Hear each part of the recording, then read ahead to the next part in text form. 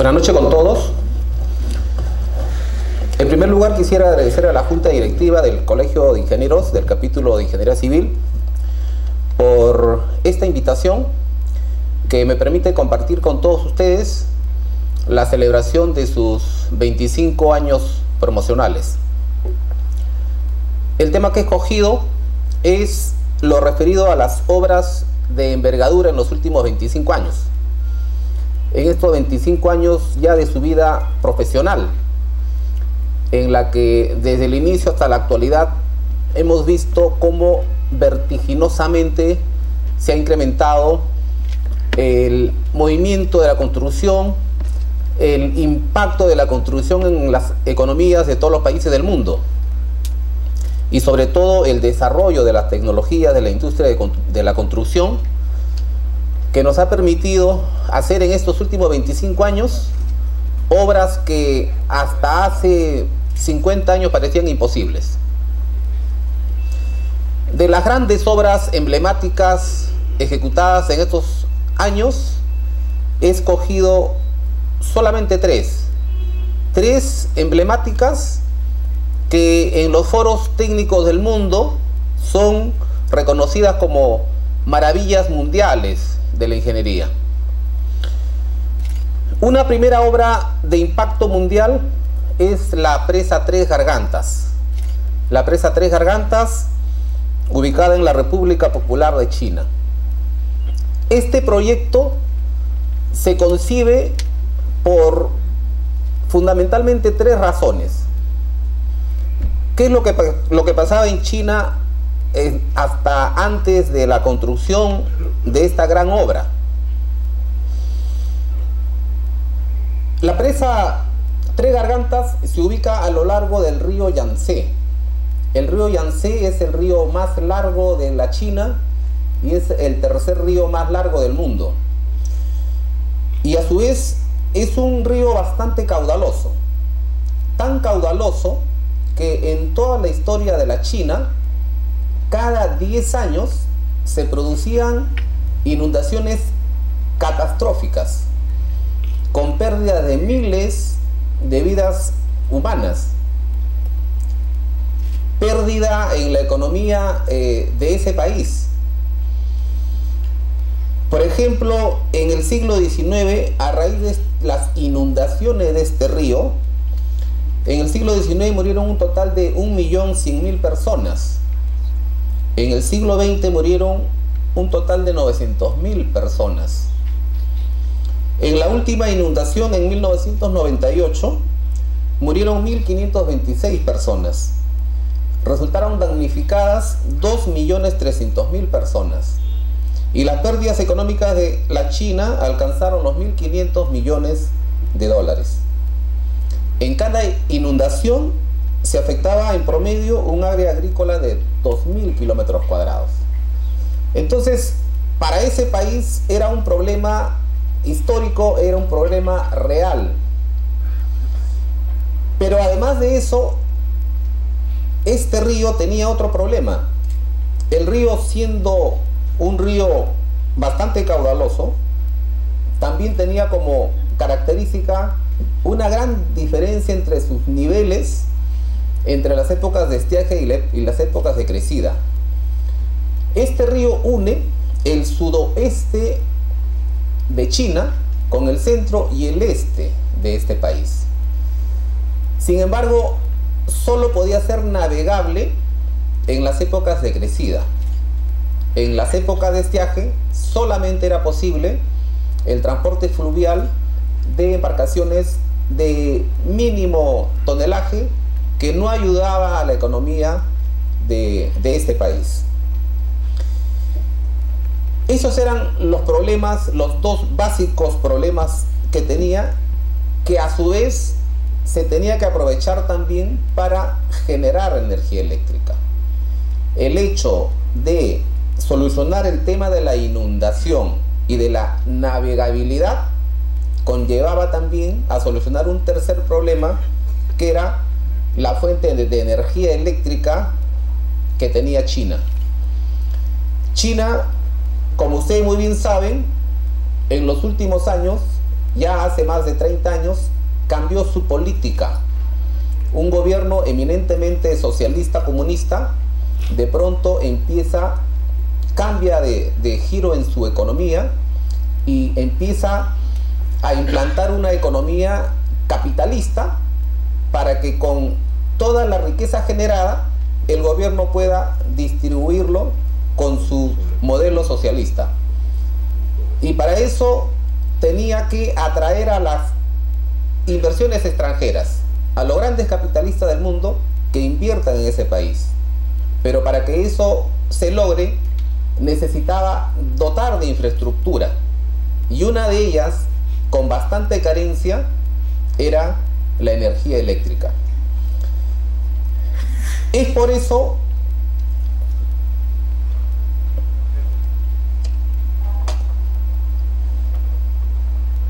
que en 1990 se inicia, luego de ver una serie de alternativas de solución, finalmente se toma la decisión política de ejecutar esta obra. Una obra que a su vez era bastante controversial por los temas medioambientales, por los temas de rescate arqueológico, pero que luego de una serie de discusiones era necesario hacerlo. Es así que se proyecta una gran presa, la presa más grande del mundo, una presa de 2.335 kilómetros de longitud, una altura de 186 metros, un ancho en la base de 126 metros, un ancho en la coronación de 40 metros. Esta presa tiene una capacidad de embalse de 39.300 millones de metros cúbicos. Una longitud de embalse de 600 kilómetros. Es decir, desde la presa se empezaba a embalsar el agua a una longitud de 600 kilómetros, que es una longitud equivalente desde Lima hasta Trujillo.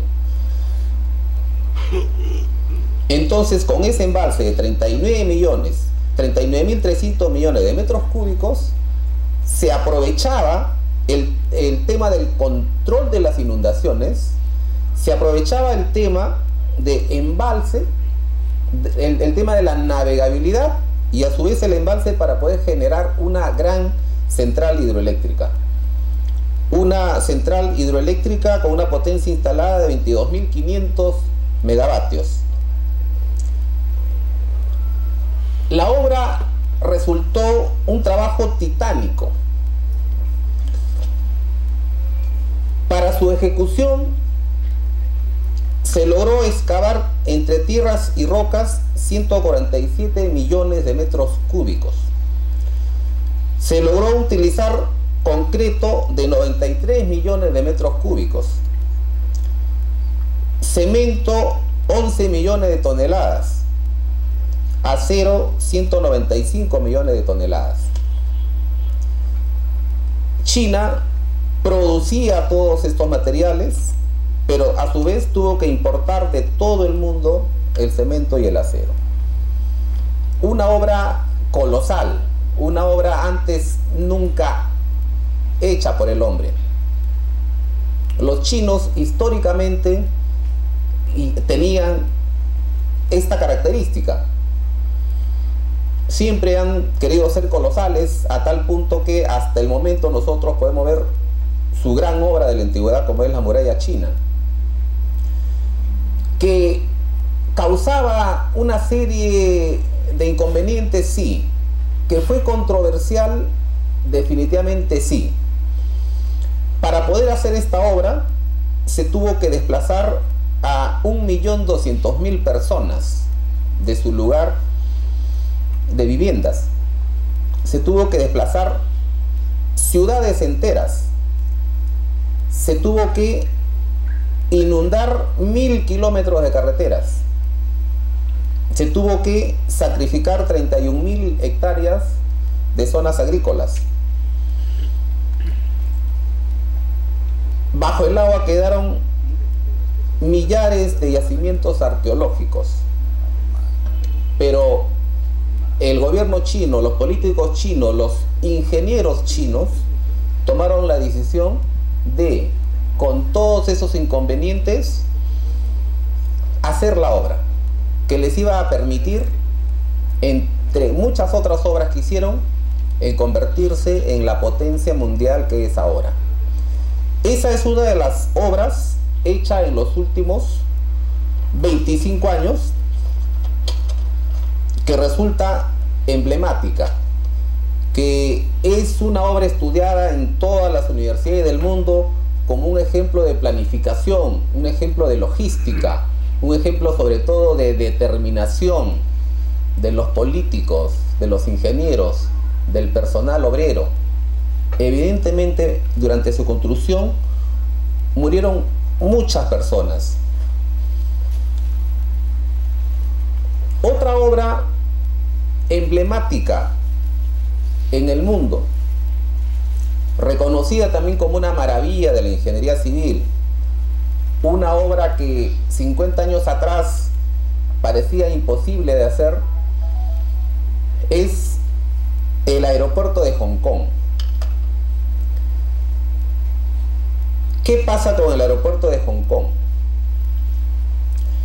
Hong Kong, como ustedes saben, es un conjunto de islas y una zona continental con una población pequeña, pero que dentro de todo el estado chino era la única ciudad capitalista. ¿Por qué? Porque a raíz de la guerra del opio, la denominada guerra del opio entre Gran Bretaña y China, entre los años 1820 y 1840, se firmó el Tratado de Paz, y resulta que a raíz de ese tratado Hong Kong pasaba a manos de Gran Bretaña durante 99 años. Esta situación hizo que Hong Kong sea una ciudad con una administración especial en toda China. Era administrado por Gran Bretaña, y Gran Bretaña implantó su economía europea en Asia, específicamente en China, en un país comunista. Inglaterra impuso una política económica liberal, la más liberal del mundo, que hizo que los inversionistas de Europa y asiáticos se asienten en Hong Kong, inviertan en esta isla de solamente 1.102 kilómetros cuadrados de extensión, pero de los cuales el 75% de su superficie eran reservas naturales y eran zonas rocosas y montañosas difíciles de urbanizar. El área urbanizable y edificable era solamente el 25% de su extensión.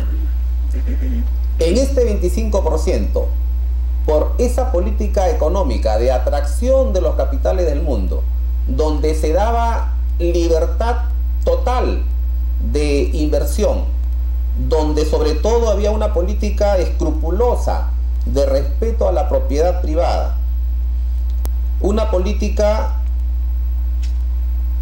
totalmente libre de trabas burocráticas.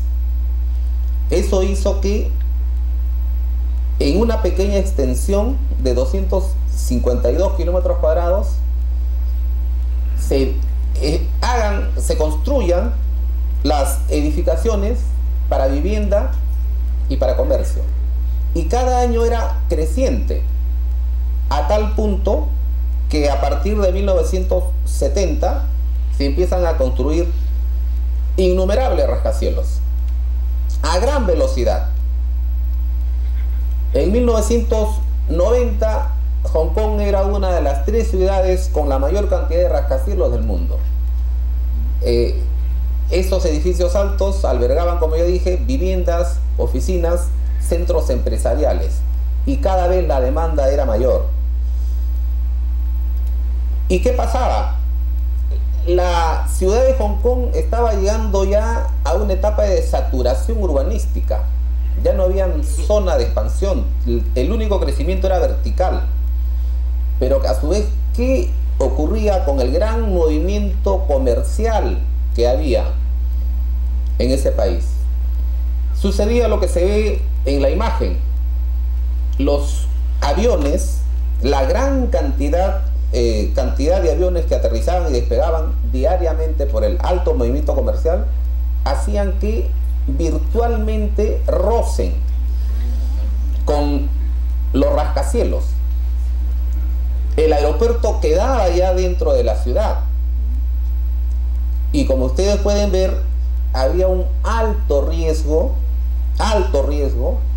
de catástrofes que felizmente nunca ocurrieron, pero que era necesario solucionar.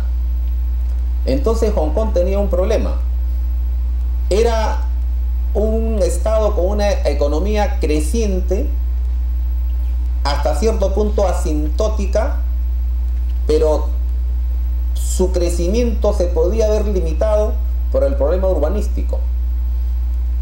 No tenía ya zonas donde crecer y, sobre todo, ese aeropuerto ya no podía quedar dentro de la ciudad, tenía que alejarse. Pero, como ya dije, lejos de la ciudad era una serie de islas montañosas y escarpadas donde era casi imposible la edificación. Entonces se llegó a la disyuntiva de: o dejamos de crecer y nos conformamos con lo que tenemos, o seguimos creciendo. Hong Kong optó por seguir creciendo, para lo cual tuvo que tomar también la decisión de hacer una obra colosal hasta ese momento, una obra también que ahora resulta emblemática. Entonces ustedes en la figura ven la isla de Hong Kong, al costado una pequeña zona del aeropuerto, y los ingenieros y los políticos empiezan a buscar las alternativas de solución y no podían, todo era isla, todo era mar. Entonces se toman dos islas, la isla de Chek Lap y la isla de Lan Chau, y la concepción del proyecto era hacer una gran voladura de rocas, millones de toneladas de metros cúbicos, volar las montañas de esa isla para hacerlo plano, y con los residuos de todas esas voladuras, el área entre esas dos islas, rellenarla y conformar una planicie para que ahí se pueda construir el aeropuerto. Entonces se tuvo que ganar terreno al mar. Era una de las primeras obras de movimiento masivo de tierras por medio de dragado para poder ganar espacio al mar. Voladura de rocas, dragados, rellenos. Y lo peor de todo es que toda esta obra, el movimiento masivo de tierras, la voladura masiva de rocas, el relleno, los dragados en forma masiva, tenían un plazo de ejecución de no más de 4 años. Esta obra empezó a construirse en 1992, pero en 1997 Hong Kong, que era un estado temporalmente perteneciente a Gran Bretaña, tenía que ser devuelto a China. Pero según los acuerdos y según las negociaciones, Gran Bretaña tenía que devolverle a China no un país caótico como se estaba convirtiendo en ese momento, sino próspero como siempre fue. Y había el problema del plazo también para poder hacer todas estas obras. En solamente 4 años, el movimiento de tierras, la conformación de la planicie, para luego en 2 años construir el aeropuerto, que en su momento fue el aeropuerto más grande del mundo. Y además de hacer ese gran trabajo de rellenos,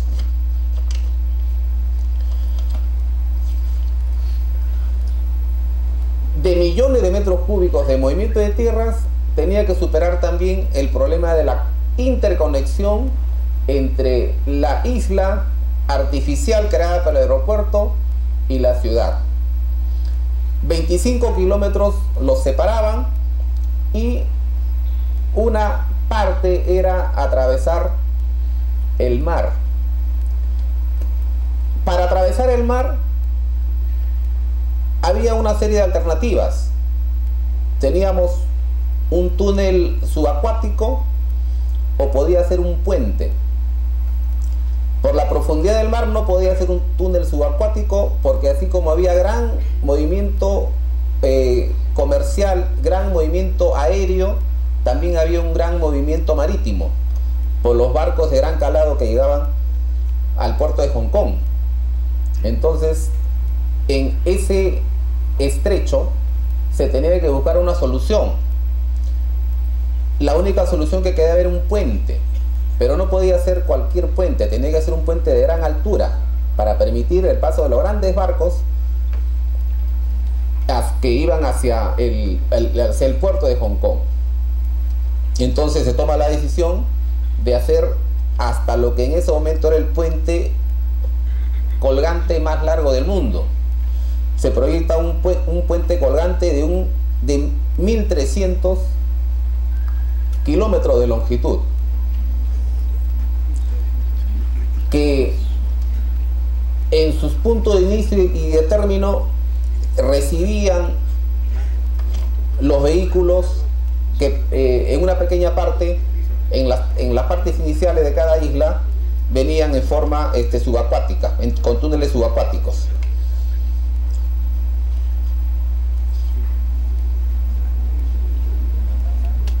Hemos preparado un video de 4 minutos para poder compartirlo con ustedes, para poder apreciar mejor las dificultades técnicas de su proceso constructivo. Siendo una obra emblemática en el mundo, está en todos los foros y las grandes cadenas de televisión lo han hecho ya suyo, y Discovery Channel ha editado un programa de 1 hora especialmente para esta obra, de las cuales hemos resumido 4 minutos para poder compartirlo con ustedes.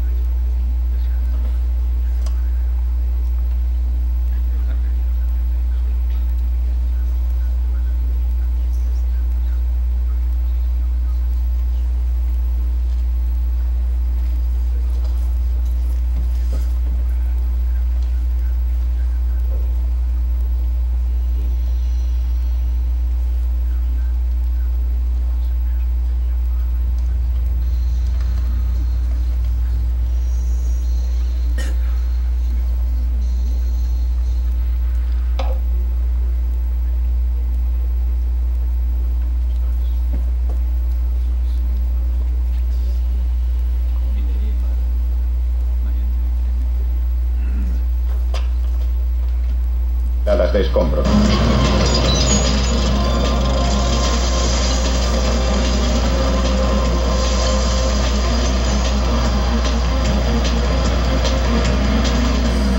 Pero todo ese material no se desperdiciaría. Pronto sería reciclado como relleno para convertir las 2 pequeñas islas en una sola isla grande. Antes de poder hacer eso, había que limpiar el lecho marino. Para ello, llegaron hasta allí las mayores dragas del mundo.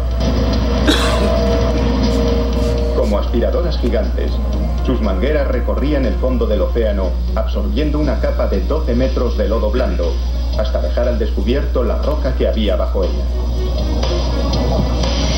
El lecho de roca era una base sólida para lo que vendría a continuación.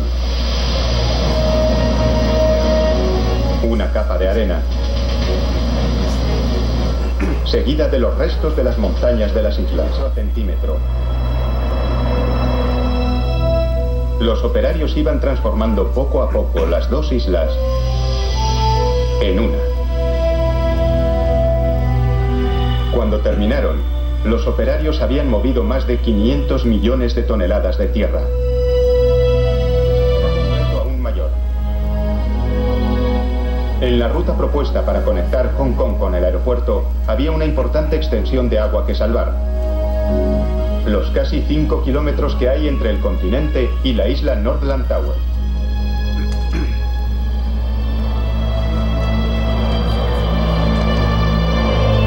Propusieron no uno, sino dos grandes puentes, lo bastante largos como para atravesar el canal y lo bastante altos como para permitir el paso de grandes barcos bajo ellos. La parte más larga, más de 2,5 kilómetros, sería uno de los puentes colgantes más largos del mundo. Con los datos recogidos, los ingenieros construyeron una detallada maqueta a escala. La colocaron en un túnel de viento de gran velocidad y la sometieron a un tifón simulado de categoría 10. Los resultados eran preocupantes.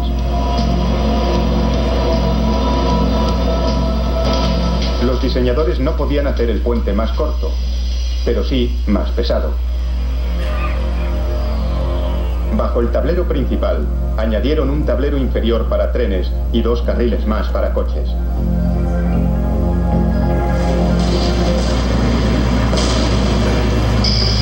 Primero, hubo que nivelar la zona.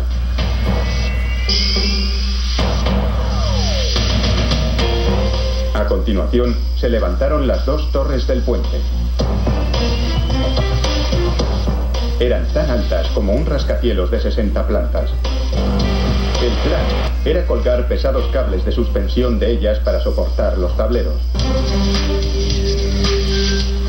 2 ruecas llevaban varios alambres de una torre a otra. Con cada pasada, aumentaban el volumen de los cables.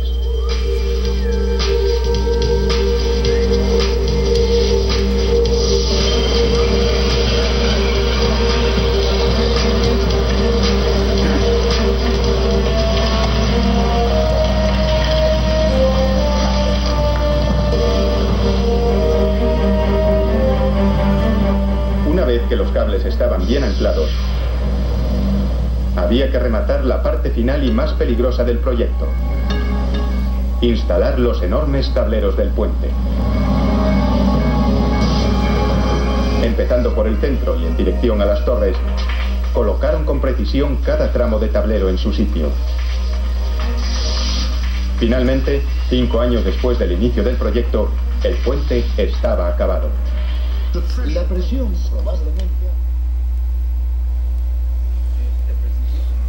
Bien, luego en 2 años se construyó la infraestructura del aeropuerto, debidamente equipado, y 1 año después de vencido el plazo de devolución, de reincorporación de Hong Kong a China, el aeropuerto estuvo terminado, se terminó en 1998, y actualmente Hong Kong es un estado especial dentro de la República China, y su PBI per cápita es uno de los 10 más altos del mundo. Hong Kong en estos momentos tiene una economía liberal orientada a lo que es bienes y servicios, y en este momento es la 6ª ciudad más visitada del mundo. Evidentemente hubieron también, para hacer todas esas obras que ustedes han visto, problemas ambientales, problemas arqueológicos, muchos desacuerdos. Algunos querían, otros no querían, pero sin embargo, los ingenieros, los políticos, la sociedad en general tuvo la determinación de ejecutar esa obra. Una tercera obra también emblemática son las islas artificiales de Dubái, un emirato, uno de los 7 emiratos de, valga la redundancia, los Emiratos Árabes Unidos. ¿Cuál era el problema de Dubái?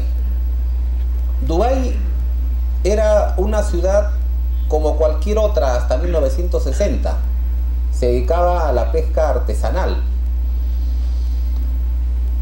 Pero en 1960 se descubre el petróleo y empieza su explotación. A partir de ese año empieza un crecimiento económico sostenido de Dubái. El dinero hace que la ciudad florezca y crezca de manera rápida. Por ejemplo, en 1980 Dubái tenía 266.000 habitantes. En 1995 ya había crecido a 669.000 habitantes. En el 2004 ya tenía 1.700.000 habitantes. En el 2006, 1.700.000 habitantes. En el 2013, 2.100.000 habitantes. Es decir, en 30 años pasó a tener de 266.000 habitantes a 2.100.000 habitantes. Un crecimiento asintótico, producto del petróleo. Los ciudadanos de Dubái, debido a eso, estaban acostumbrados a vivir en plena riqueza. ¿Cuál era el problema? Cuando las autoridades de Dubái se deciden hacer, entre otras grandes obras colosales, estas islas artificiales. Como ustedes saben, el problema de Dubái era que sus reservas petrolíferas se iban a agotar. El agotamiento de las reservas petrolíferas estaban estimadas para el año 2015. Ahora se estima que igual se va a agotar antes del año 2020. Entonces, debido a eso, las autoridades, los ingenieros, la población, y sobre todo los ingenieros, establecen políticas y piensan en una serie de alternativas para que Dubái pueda seguir viviendo en prosperidad. Y uno de los aspectos que las autoridades piensan es vivir del turismo, vivir del comercio, de los bienes y servicios, los servicios financieros y sobre todo del turismo. Y para eso tenían que atraer turistas, ¿cierto? Tenía que atraer no solamente turistas, sino también inversionistas. Entonces, dentro de ese contexto, los ingenieros planean crear una serie de islas artificiales. Su construcción se inicia a partir del año 2004. Una de las primeras islas artificiales en ejecutarse es la isla denominada Palmera Jumeirah. Era una isla artificial en las costas de Dubái, en el Golfo Pérsico, adyacente a la ciudad, no lejos sino cerca a la ciudad, en la misma ciudad, una isla en forma de palmera.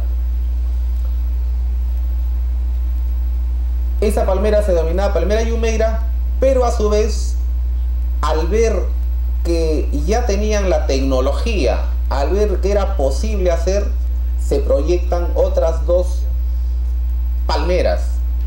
Una palmera mucho más grande que la Palmera Jumeirah, llamada Palmera Jebel Ali, y otra palmera llamada Deira. Pero no solamente eso, también el jeque de Dubái planea hacer un conjunto de 300 islas en la forma del mapamundi. Y ante el éxito de la venta de todos estos terrenos y todas estas casas, a los 2 meses de ponerse en venta, todas habían sido ya compradas por gente de todo el mundo. Entonces se planea una tercera isla, un tercer conjunto de islas denominado el Universo, donde simulaban una serie de constelaciones. En estos momentos, al año 2013, la palmera Jumeirah está totalmente terminada. Se ganó terreno al mar, se hizo una palmera artificial en el mar.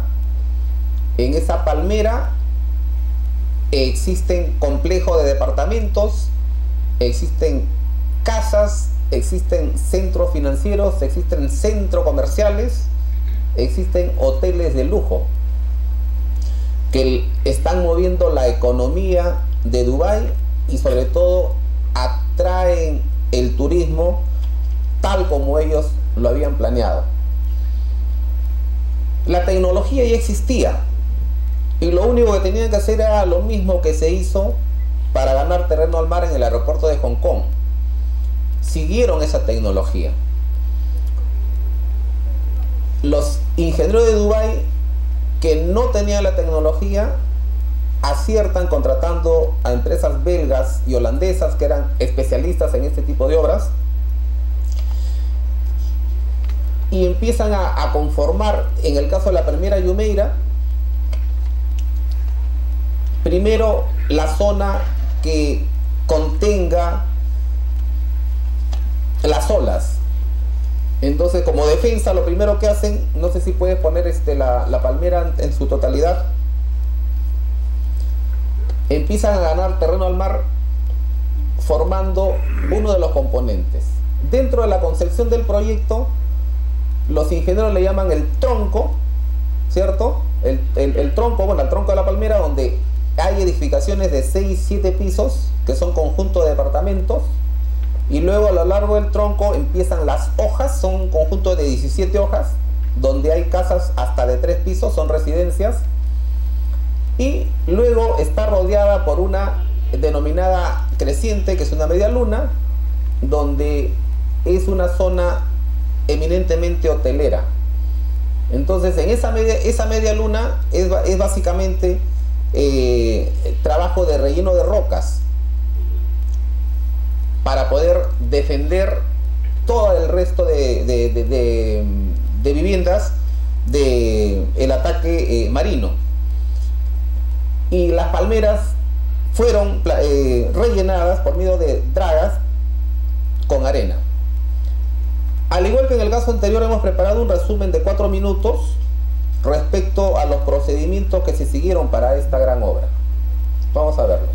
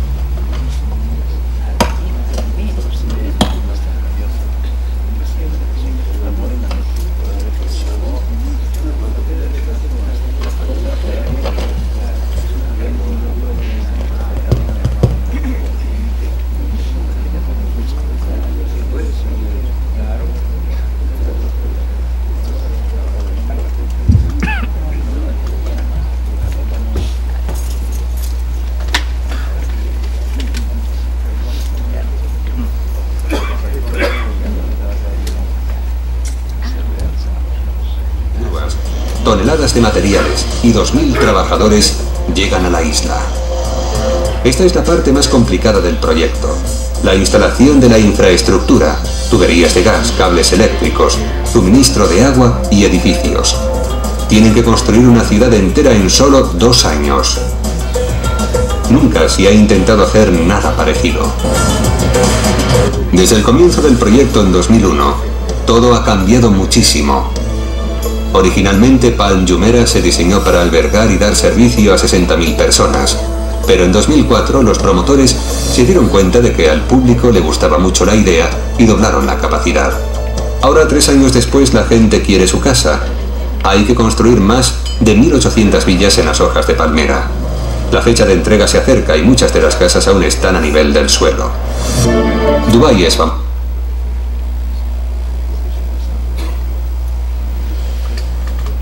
Muy bien, el costo de esta palmera Jumeirah, que ya está concluida, fue de 12.300 millones de dólares. Las otras palmeras, la palmera más grande, Jebel Ali, cuesta 18.000 millones de dólares y ya está culminada todo lo que es el movimiento de tierras y la conformación de las plataformas. Solamente falta la construcción de las viviendas y edificios. Lo mismo, la otra palmera, la palmera Deira, también ya está conformada. Su costo fue de 18.000 millones de dólares. El Mapamundi, un conjunto de 300 islas, también está culminada la conformación de la plataforma, listo para recibir las edificaciones.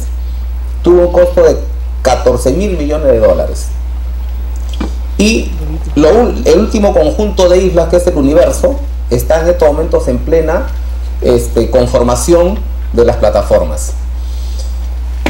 Todas estas obras tienen un costo de 84.000 millones de dólares. Una gran inversión. Estas cantidades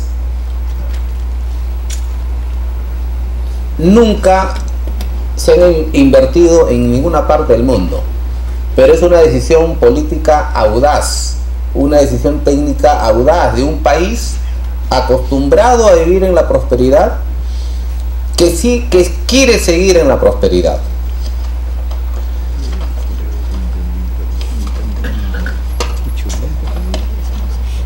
Dubái, que históricamente vivía del petróleo, en estos momentos, al 2013 ya no vive del petróleo. El petróleo, su fortaleza de siempre, en estos momentos solamente representa el 5% de su PBI. Los que le están dando vida a Dubái en estos momentos es el sector construcción, con una incidencia en el PBI del 22.6%. Además de estar construyéndose todas estas islas, se están construyendo edificios en todos los lados, complejos hoteleros. Están construyendo también su tren eléctrico elevado. Hay un primer tramo ya terminado, se está haciendo un segundo tramo como ampliación. El sector comercio representa un 16% del PBI. Han implantado una zona franca, también con una incidencia del 15% del PBI. Los servicios financieros, 11% del PBI. El objetivo lo están logrando. Antes nadie iba a Dubái, hasta hace 10 años. Actualmente Dubái es la séptima ciudad más visitada del mundo. ¿Que causó daños al medio ambiente? Sí, al igual que las otras dos grandes obras. ¿Hubieron medidas de mitigación de impacto ambiental? Sí, pero era hacer o morir.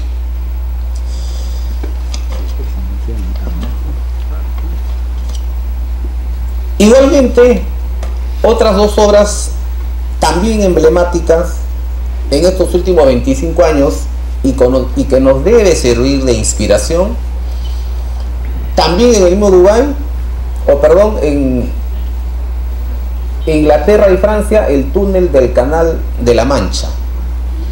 Una obra también en su momento emblemática por tratarse de un túnel subacuático. Era increíble que dos países desarrollados como eran Inglaterra y Francia, divididos solamente por 50 kilómetros, la gente pueda estar viajando en avión a un costo bien alto, o pueda estar viajando por transporte marítimo, demorando 6-7 horas en llegar de un punto a otro. Aparte también de dificultar la integración de Gran Bretaña a toda Europa. Otra obra emblemática también en estos últimos 25 años es el Burj Khalifa, el edificio más alto del mundo, también en Dubái. Centro de atracción y centro turístico por naturaleza. En sus primeros niveles hay un hotel, en los niveles superiores hay edificios y viviendas. Pero a su vez, todos los días, miles de personas pagan su ticket, pagan $100 para poder subir al mirador que se ubica en el piso 124, lo cual que incluso hay que comprarlo con una semana de anticipación para poder subir a esta gran maravilla. Otra obra emblemática también en estos últimos 25 años es el puente más largo del mundo, también en China, el puente Qingdao, 42 kilómetros de longitud, el puente más largo del mundo sobre agua. Otra obra emblemática también se ubica en Turquía, el túnel más largo del mundo. Ustedes saben que Turquía parte de su territorio queda en Asia, parte de su territorio en Europa, y hay un estrecho del Bósforo, que recientemente ha sido concluido este túnel de 53 kilómetros. Igual con todos los problemas medioambientales que a los peruanos nos asusta mucho. En fin, estas obras colosales, como les dije, nos debe servir de inspiración. Nosotros, si bien es cierto que en estos últimos 25 años nuestra actividad ha estado basada en la reconstrucción del país por la secuela que dejó el fenómeno terrorista, hemos tenido que reconstruir carreteras, hemos tenido que construir infraestructuras de agua y desagüe, infraestructura de irrigación, hospitales, etcétera, infraestructura educativa. El movimiento en estos últimos 25 años ha sido también sostenida, pero no hemos hecho las grandes obras que necesitamos. Maje Sigua, segunda etapa, tenía que haberse empezado en 1985, apenas se terminó la primera, ¿no? Un proyecto también audaz para nuestro país, audaz y estratégico. Vamos a ganar casi 40.000 hectáreas de área cultivable en Siguas, pero desde 1985 hasta la actualidad no lo hacemos. Primero porque no había dinero, primero porque en los años de terrorismo era imposible hacer inversiones, pero luego porque nos empezamos a pelear entre nosotros mismos. Esta obra ya está adjudicada hace 5 años, pero por la pelea de nuestros hermanos de Cusco, especialmente los de Espinar, con los de Arequipa, no se puede hacer. Nuestros políticos no han tomado la decisión política de ejecutarlo, pese a que técnicamente es 100% necesario y estratégicamente 100% necesario. Otra de las obras que también no hemos podido hacer en estos últimos 25 años en el Perú, por esta razón, es la central hidroeléctrica de Inambari. Temores políticos, temores medioambientales, obras que posibilitarían el incremento del Producto Bruto Interno y ayudarían al desarrollo de nuestro país, no se hacen por la falta de la decisión política, por la falta, sobre todo, de haciendo una autocrítica de una mayor participación de los ingenieros en estas decisiones. Lamentablemente, como ustedes saben, nuestros políticos simplemente calculan cuántos votos van a ganar o cuántos votos van a perder cuando tienen que tomar la decisión de hacer una obra. Como autocrítica, podríamos decir que los ingenieros de repente no hemos sido suficientemente fuertes ni hemos tenido la determinación para imponer que estas obras se tengan que hacer. Con problemas medioambientales, con problemas de rescates arqueológicos que tienen solución, estas obras se pueden hacer. Históricamente, los peruanos también somos audaces y hemos sido audaces. Solamente nos falta esa determinación que hablábamos. Esta audacia ha sido heredada de nuestros antepasados. Lamentablemente nuestra audacia a veces lo tenemos y a veces no. Somos audaces de vez en cuando y eso tiene que cambiar. Por ejemplo, en el siglo III a.C. ya habíamos hecho una obra emblemática, no solamente en nuestro territorio, sino para toda Latinoamérica. La ciudad de Caral.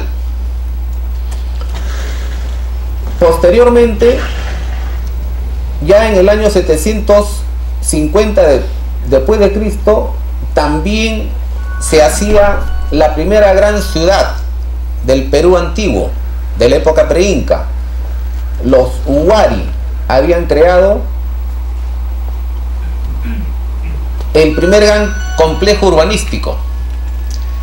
Posteriormente, algo que nos llena de orgullo a todos, ¿cierto? El Machu Picchu, una obra estudiada a nivel de todo el mundo. Posteriormente, la construcción de las primeras ciudades en los distintos puntos de nuestro país, Piura, Trujillo, Lima. Voy a preguntar de todas maneras. Sí. Posteriormente, el ferrocarril central trasandino. De repente es la obra más audaz de toda nuestra historia. Una obra compleja, una obra que en ese tiempo, en cualquier lugar del mundo, era una obra difícil y compleja. Pero lo hicimos.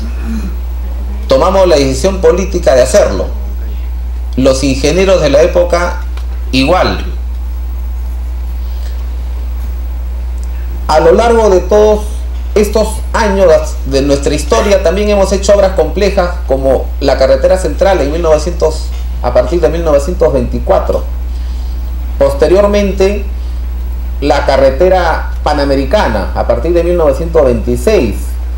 Una obra que aparentemente ahora podría resultar simple, pero en realidad es una obra compleja, más de 2000 kilómetros atravesando el desierto. Esta obra fue producto de un acuerdo de todos los países de América, donde el objetivo era unir Alaska en el norte con Patagonia en el sur. Una obra totalmente terminada en la actualidad, excepto un pequeño tramo de 100 kilómetros ubicado en Colombia. Posteriormente, una obra compleja también y audaz, la central hidroeléctrica del Cañón del Pato. uno de los sueños de Santiago Antúnez de Mayolo, nuestro ingeniero emblemático, ingeniero civil. Posteriormente, la carretera marginal de la Selva.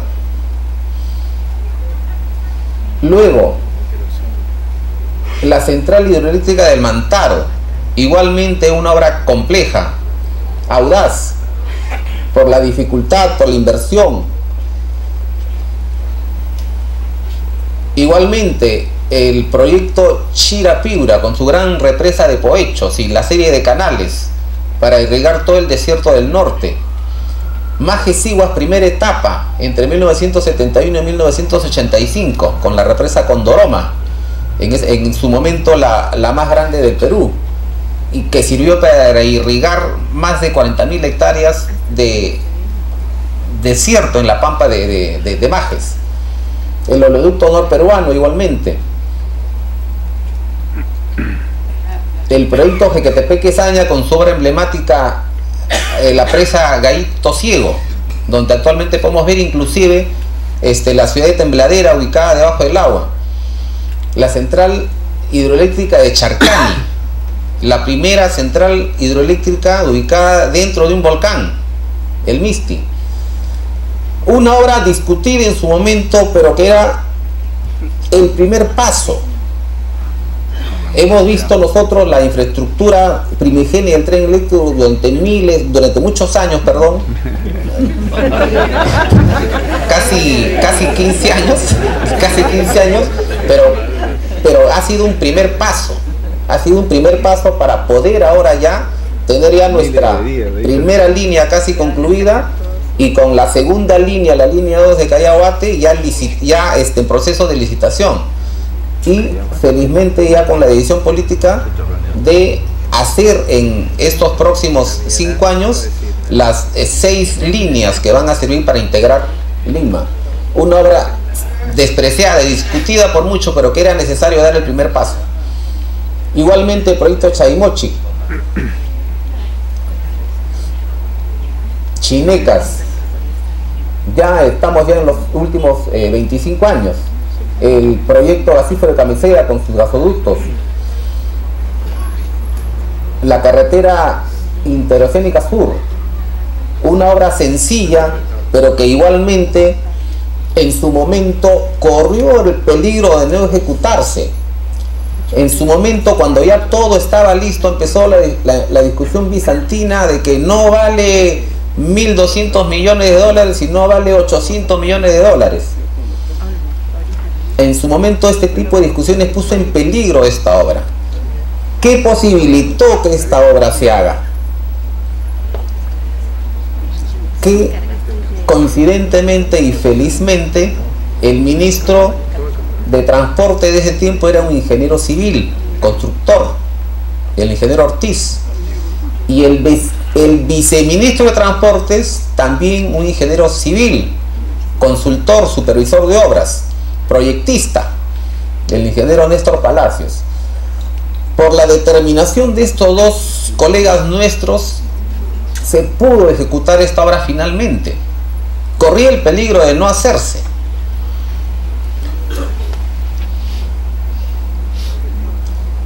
Y una de las últimas obras emblemáticas culminadas, el túnel trasandino de Olmos, una obra visitada por ingenieros de todo el mundo por su complejidad, un túnel hidráulico el segundo más alto del mundo.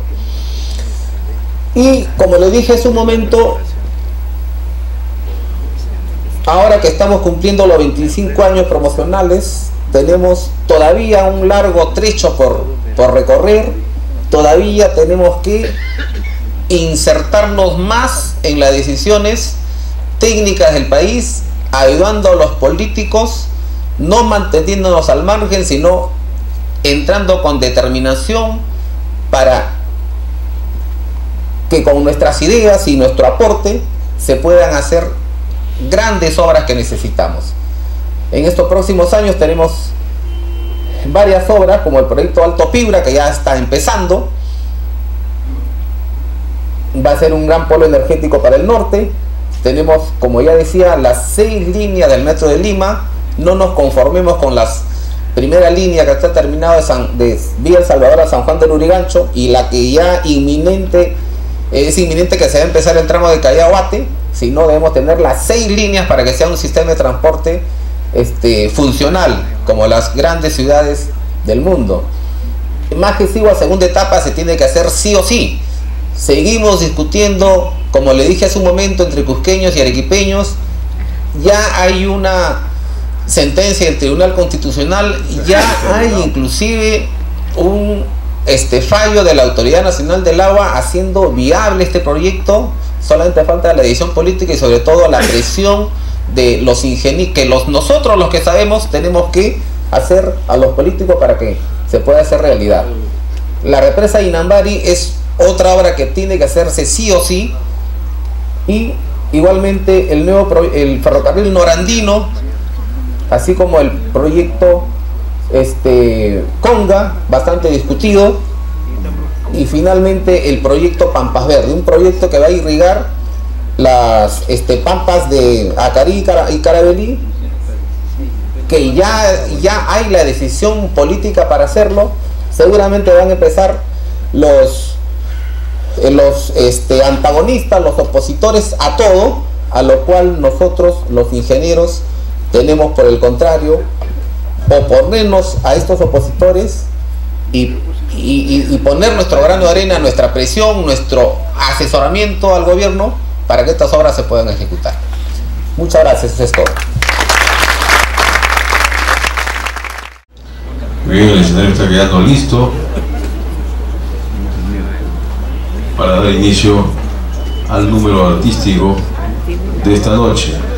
Estamos en la semana de la Ingeniería Civil, la tercera y última jornada de la Semana de Ingeniería Civil 2013. ¿Aló?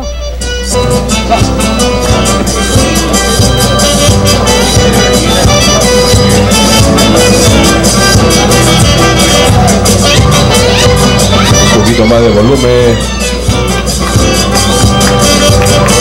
Recibimos un fuerte aplauso a los integrantes de este número musical.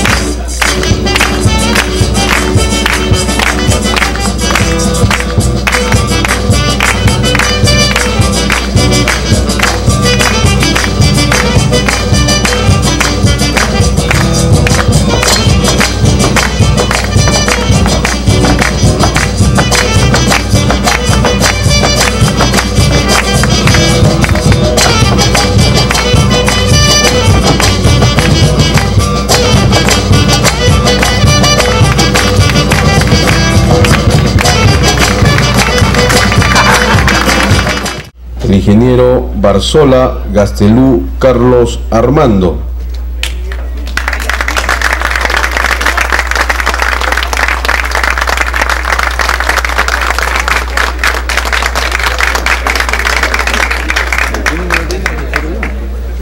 Es el primer ingeniero civil colegiado.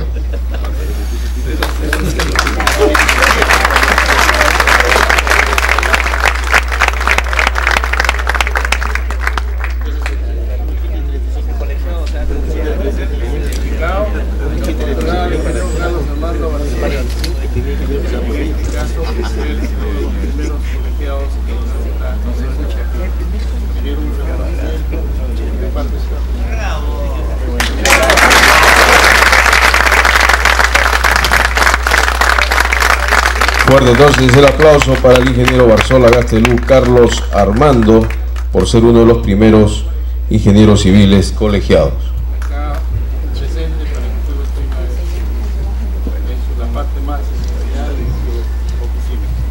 Gracias, muy amable.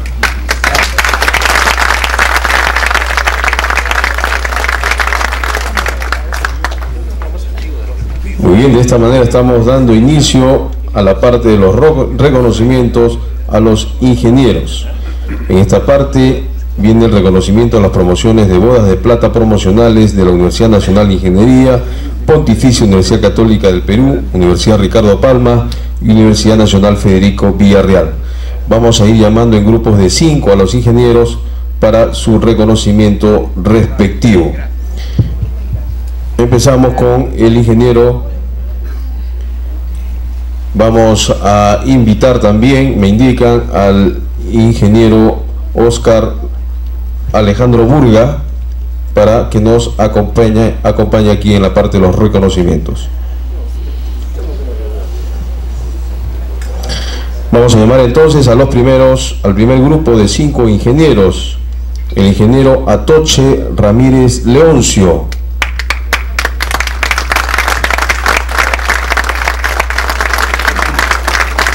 El ingeniero Bautista Alcázar, la ingeniera Bautista Alcázar Nilsa Hortensia.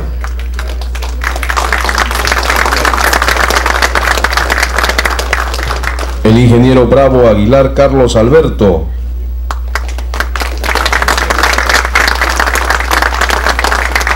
El ingeniero Bravo Martínez Marcos Gustavo.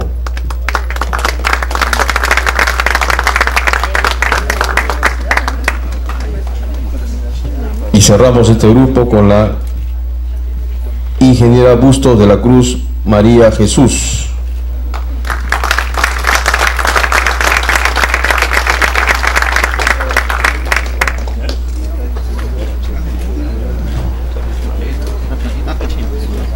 Bustos de la Cruz María Jesús.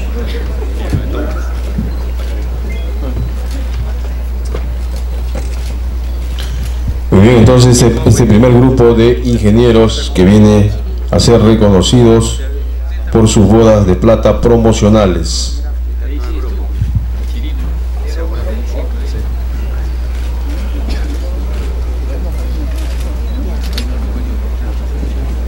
Un fuerte aplauso para ellos. Es el primer grupo de ingenieros que está siendo reconocidos esta tarde.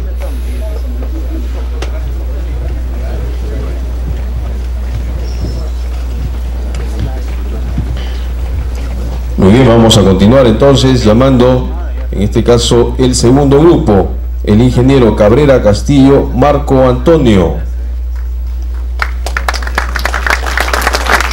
El ingeniero Candiotti Peláez Edgar.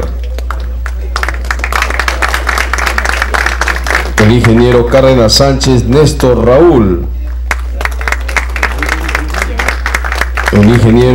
La ingeniera Carguayal Tupacauyo Nancy Catalina.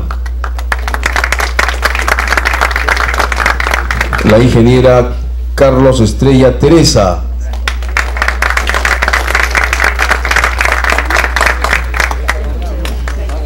Muy bien, de esta manera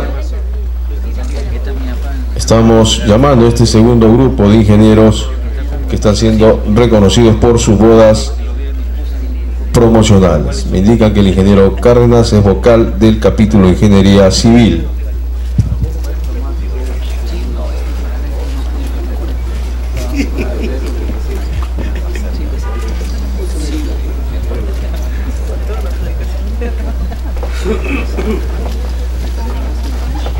Muy bien, un fuerte aplauso entonces para este grupo de ingenieros que ha sido reconocido en su boda de plata promocionales. Continuamos. El ingeniero Carrasco Beas Wilmer Alejandro. El ingeniero Castro Aguilar Juan.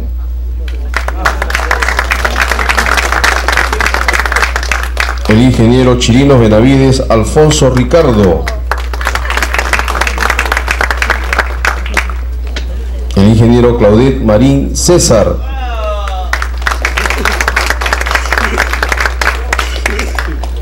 Y cerramos este grupo con el ingeniero Corpus Vergara Ronald Eric.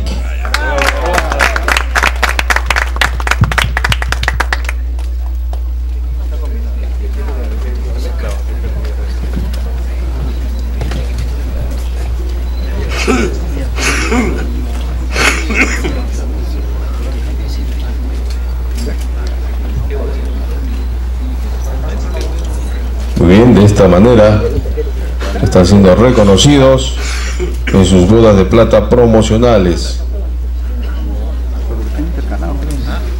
Nuevamente un fuerte aplauso.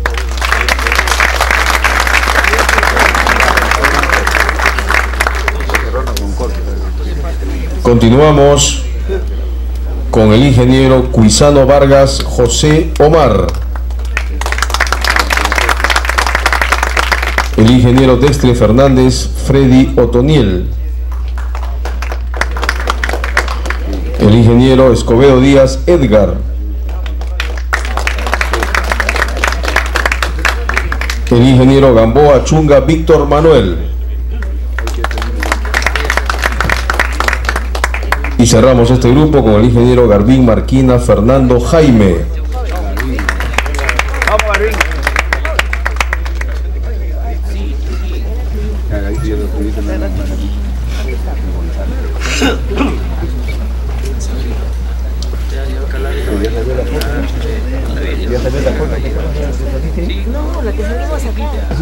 Muy bien, la foto para el recuerdo.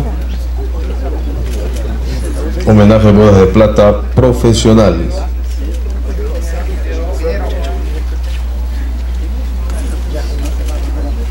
Muy bien, un fuerte aplauso entonces para este grupo de ingenieros que acaban de ser reconocidos.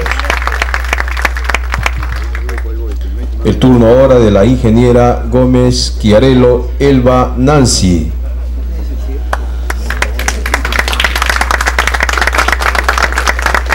El ingeniero González Medina Freddy Mario. La ingeniera Guzmán Quispe Grace. La ingeniera Hidalgo Tupia Violeta de Nana.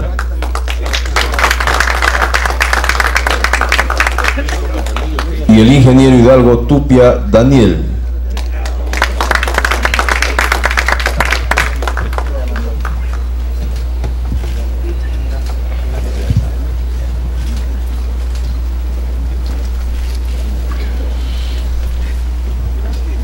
Muy bien, se le va a entregar ahí este homenaje. Estamos en la parte de homenaje, bodas de plata profesionales.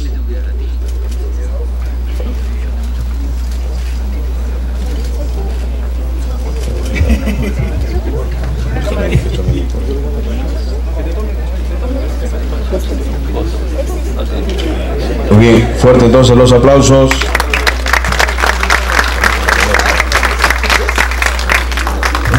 Continuamos entonces llamando a los demás ingenieros. El ingeniero Guapaya Luyo Severo Héctor.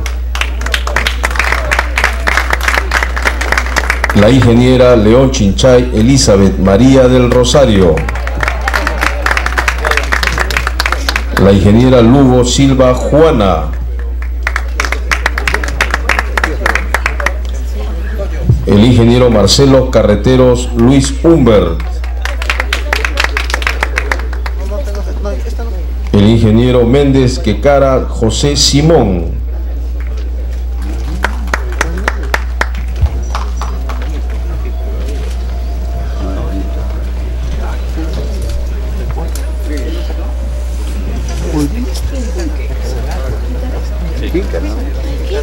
muy bien. Entonces otro grupo de 5 ingenieros que están siendo reconocidos esta noche.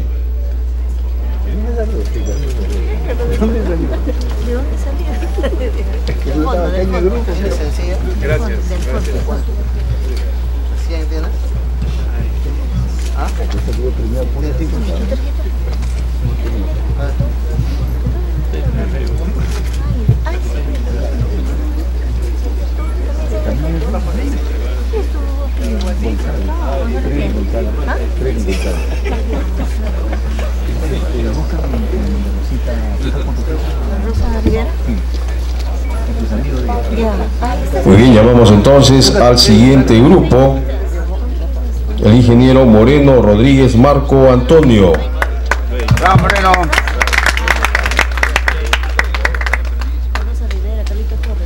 El ingeniero Moreno Rodríguez Oscar Manuel.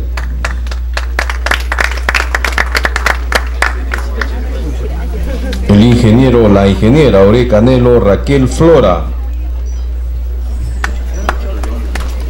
La ingeniera Paredes Jaramillo María Isabel.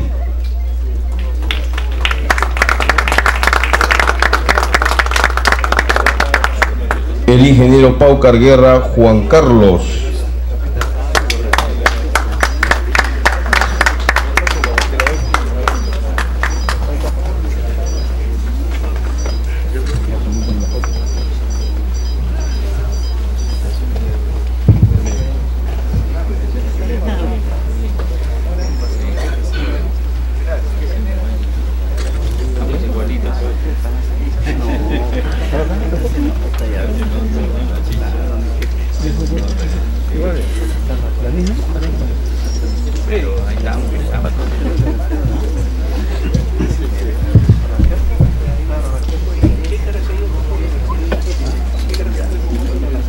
Muy bien, de esta manera entonces un fuerte aplauso para este grupo de ingenieros que está siendo homenajeado en sus bodas de plata profesional.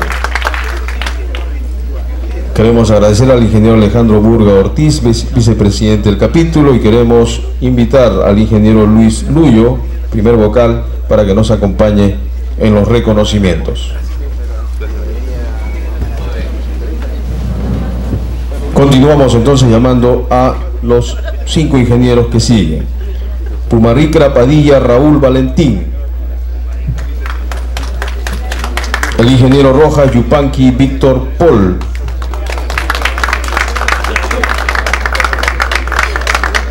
El ingeniero Salinas Alayo Herodito Quirino. El ingeniero Salinas Saavedra José Roberto. Y cierra este grupo el ingeniero Sandoval Llerena Jorge José.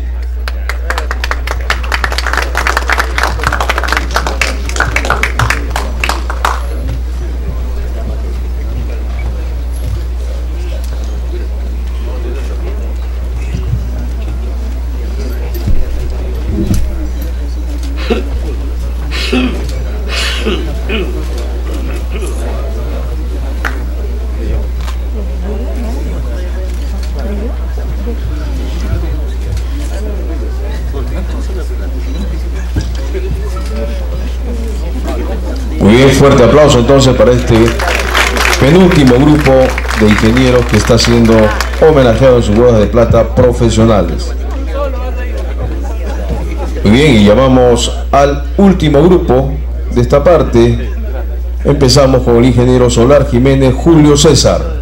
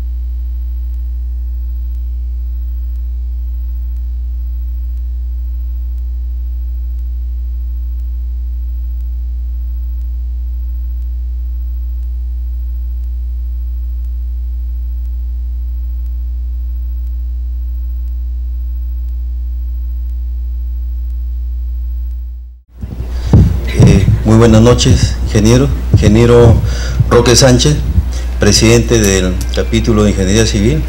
Ingeniero Alejandro Burga, vicepresidente del capítulo de Ingeniería Civil. Señores ingenieros, señores que cumplen los 25 años del ejercicio profesional, mis felicitaciones ante todo por esa trayectoria. 25 años no se cumple todos los días realmente, y creo que la ingeniería civil tiene mucho que ver con el desarrollo que en estos momentos está gozando nuestro país. Si nosotros miramos en años atrás, quizás veíamos de que nuestra economía estaba un poco deprimida, no teníamos el auge que tenía ahora la minería y menos la construcción, digamos, ¿no? En estos momentos la construcción es uno de los grandes pilares de desarrollo de nuestro país, y esto se debe a que se realiza ingeniería de calidad en nuestro país.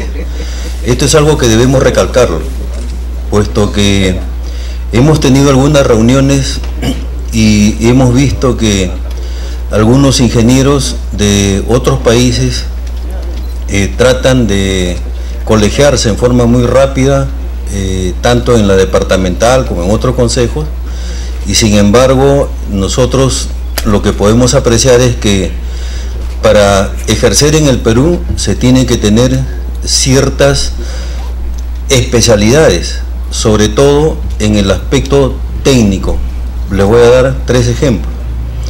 El ingeniero civil de nuestro país es un ingeniero que está preparado para hacer un diseño antisísmico de una estructura, digamos. O sea, en otras palabras, hace cálculos en estructura y está preparado para poder diseñar con lo que se puede venir en cualquier momento. Ustedes saben que estamos en una zona tan sísmica como la de California, ¿no? Y podemos estar nosotros preparados, debemos estar prevenidos de repente para terremotos o sismos de grandes magnitudes, por encima de los 6 grados. Ahora poco hemos tenido un sismo bastante fuerte, creo que ha sido el día de ayer. Sin embargo, esa es una parte. Quiere decir de que si viene un ingeniero de afuera y es un ingeniero que viene de una zona donde no hay, digamos, estos eventos sísmicos, definitivamente ese ingeniero tiene que aprender o tiene que saber que en nuestra realidad sí existen estos eventos, digamos, ¿no? Ese es por un lado. Estos ingenieros que vienen del extranjero tienen que saber hacer un diseño antisísmico, tienen que haber llevado los créditos que los ingenieros acá en el Perú llevan. El otro tema es la altitud. La altitud, nuestros ingenieros muchas veces hacen trabajo en las minas, ¿no? Hacen trabajos, no solamente trabajos simples en las minas, sino edificaciones dentro de las minas, digamos. Estamos hablando de alturas de más de 3.500, 4.000 y hasta 4.500 metros de altura. Y ustedes saben que el comportamiento del cemento, el comportamiento de los materiales, definitivamente no es el mismo que trabajar aquí en la costa, digamos, ¿no?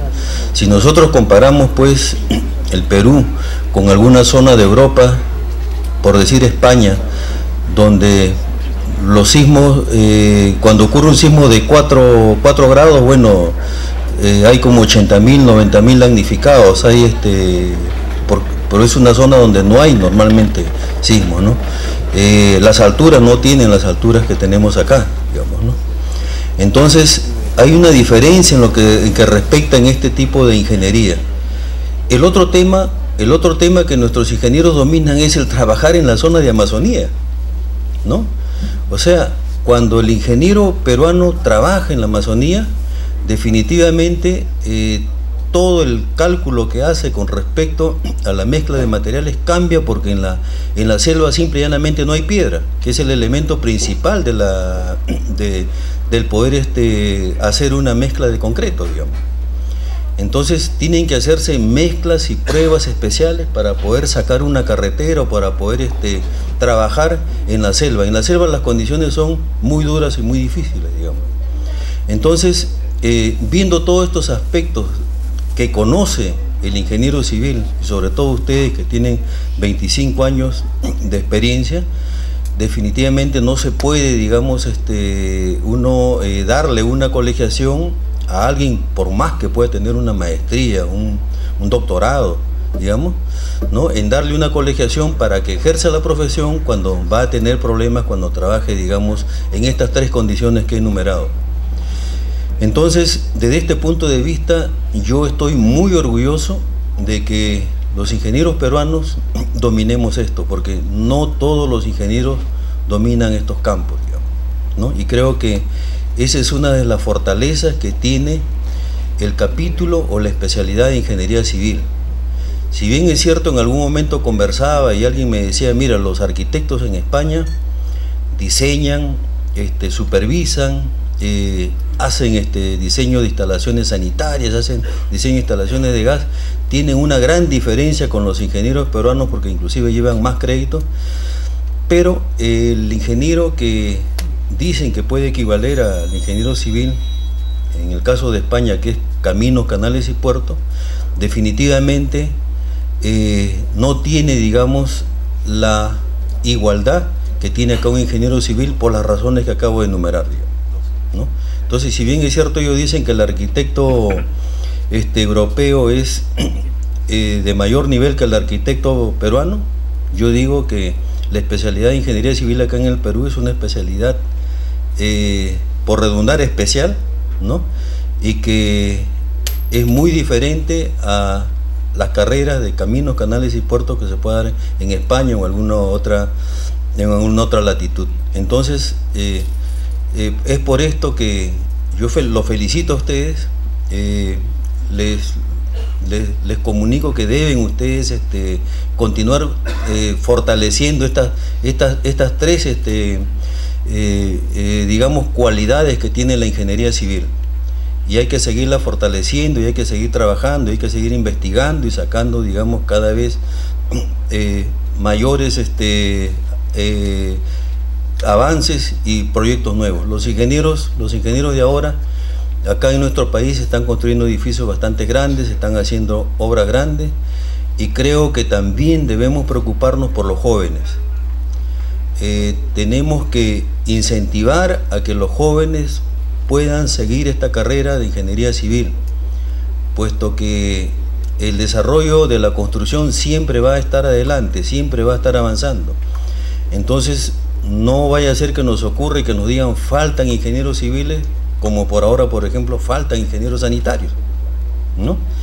Entonces, en este sentido, mi mensaje es de que nosotros que tenemos esta experiencia, trabajemos con los jóvenes, incentivemos a los jóvenes de que abracen esta carrera que ingeniería civil, que es muy importante por estas tres cualidades que les he mencionado, aparte de las académicas que hay, y que siempre nosotros seamos como constructores, como dice nuestro himno y como dice la ley que nos creó, que somos constructores del Perú, y nosotros los ingenieros somos quienes de alguna forma transformamos la naturaleza, digamos, ¿no?